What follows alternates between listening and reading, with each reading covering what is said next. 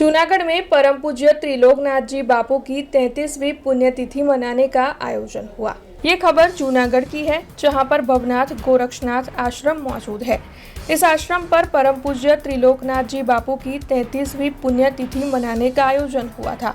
दरअसल गुरु गोरखनाथ आश्रम में 33 साल पहले गुरु महाराज ने जीवन प्रयाण, भजन पूजन और समाज की एक विवेक शैली खड़ी की थी। संत सेवा और गौ सेवा का अद्भुत कार्य उनकी ओर से किया गया था। तब 33वीं पुण्यतिथि को मनाते हुए संत सेवा, संतों के दर्शन, भजन भोजन, भंडारे का विशेष आयोजन परम पूज्य शेरनाथ बापू की अगुवाई में किया गया था। बड़ी तादाद में वहां पर भक्त भी पहुंचे थे।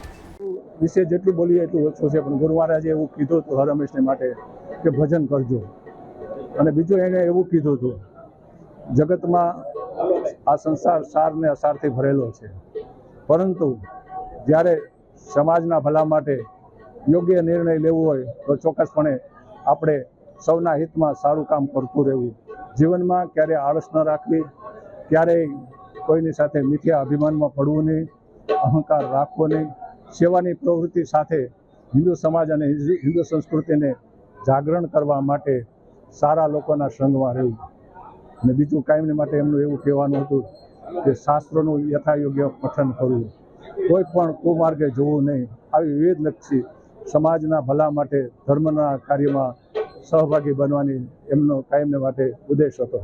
हमसे जुड़े रहने के लिए हमारे YouTube चैनल को सब्सक्राइब करें और नई वीडियो की नोटिफिकेशन के लिए बेल आइकॉन को दबाएं।